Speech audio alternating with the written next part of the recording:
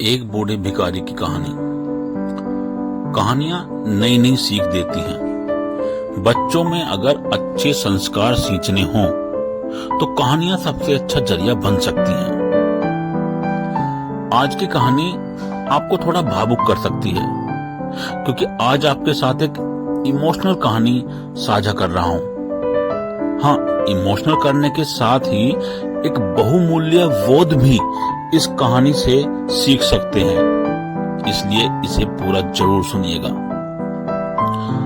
हर दिन एक भिखारी दरवाजे के पास आकर भीख मांगता था और घर का मालिक हमेशा घर के बाहर आते ही उसे देखकर फिर जाया करता। कई बार उसके लिए गालियां भी बकता। वो कहता, तू जिंदा ही क्यों है? पूरी जिंदगी ऐसे ही भीख मांगेगा क्या? धरती का बोझ क्यों बना बैठा है? अरे कभी कभी उस भिखारी को गुस्से में धक्का भी मार दिया करता। इतना कुछ हो जाने के बावजूद बूढ़े भिखारी के मुंह से सिर्फ यही निकलता कि भगवान तुम्हारे पापों को माफ करे। एक बार सेठ को धंधे में बड़ा नुकसान होने की खबर मिली। सेठ बहुत परेशान था कि तभी उसके दरवाजे पर वही भिखारी आया। गुस्से में अपना आपा खोते हुए सेठ ने उस भिखारी को पत्थर दे मारा। पत्थर लगने के कारण भिखारी का सर फूट गया और उसके सर से खून बहने लगा। फिर भी दर्द से कराते हुए भिखारी ने इतना ही कहा, भगवान तुम्हारे पापों को माफ करे। भिखारी वहां से चला गया। सेठ सोच में पड़ गया। भिखारी को पत्थर मारा, फिर भी उसने सिर्फ प्रार्थना की। सेठ का गुस्सा शांत हुआ, सेठ का मन शांत हुआ।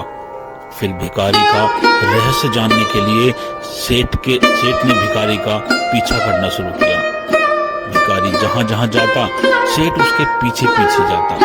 सेठ ने देखा कि कोई उसको खाना देता, कोई उसको मारता, कोई अपमानित करता तो कोई गाली देता। लोग भिखारी के साथ चाहे जैसा व्यवहार करते, लेकिन भिखारी सबके लिए एक ही प्रार्थना करता, भगवान तुम्हारे पापों को माफ करे।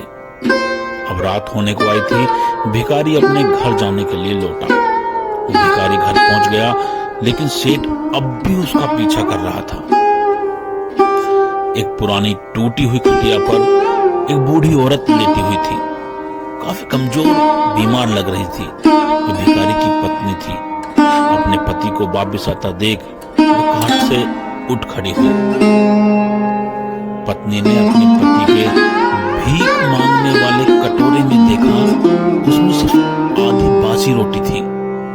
उसे देखकर वो बोली, आज बस इतना ही मिला? अरे आपके सिर से खून निकल रहा है, ये चोट कैसे लगी? बूढ़ा भिखारी बोला, आज बस इतना ही मिला, किसी ने कुछ दिया ही नहीं। सबने गालियां दी और एक ने पत्थर भी फेंका, इसलिए मेरा सर फट गया। एक गहरी ठंडी सांस लेकर बूढ़ा भिखारी फिर से बोला, ये मेरे ही पापों का फल है।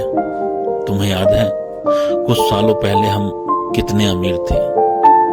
क्या कुछ नहीं था हमारे पास।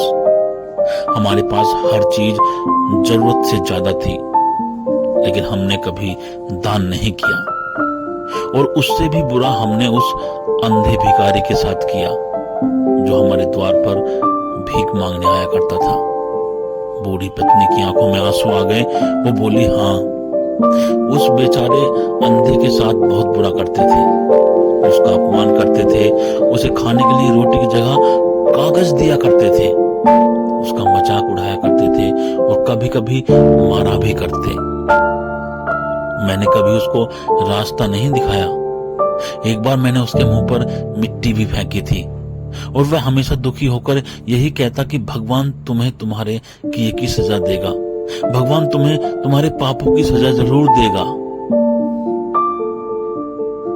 उसका श्राप सच हुआ और हम इस दुख भरी जिंदगी में आ गए। भिखारी बोला, हाँ, उसका श्राप सच हुआ, इसलिए मैं किसी को बद्दुआ नहीं देता, चाहे कोई भी मेरे साथ कैसा भी बर्ताव करे। मैं हमेशा उसके लिए प्रार्थना करता हूँ। मैं नहीं चाहता कि कोई भी हमारे जैसी जिंदगी का अनुभव करे, किसी को भी हमारे जैसे दुखों का सामना करना पड़े। वो नहीं जानते कि वह कितना बड़ा पाप कर रहे हैं, इसलिए अनजाने में हुए पाप की ऐसी सजा किसी को भी मिले मैं नहीं चाहता। सेठ वहीं पर छुपकर ये सारी बातें सुन रहा था। अब उसे सब कुछ समझ में आ गया था। भिखारी और उसकी पत्नी ने वो आधी रोटी मिल बांट कर खाई, भगवान का धन्यवाद किया और सो गए।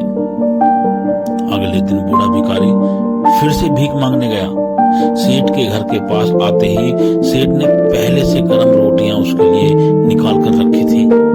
उसे देते हुए सेठ विनम्रता से बोला, माफ कर दीजिए बाबा, मुझसे बहुत बड़ी गलती हो गई।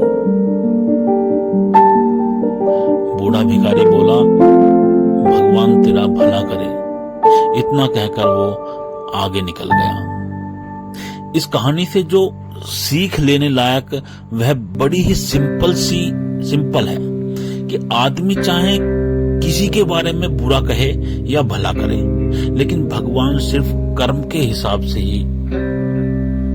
क्या हुआ अगर भगवान नहीं दिखता है, लेकिन यह बात बिल्कुल सच है, उसके खाते में सबका हिसाब बहुत बहुत पक्का होता है। इसलिए जब भी किसी के लिए कुछ भी करो तो अच्छा ही करो।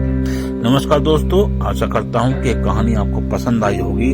प्लीज चैनल को सब्सक्राइब जरूर कर लें। कमेंट्स में जरूर बताएं कि ये कहानी आपको कैसी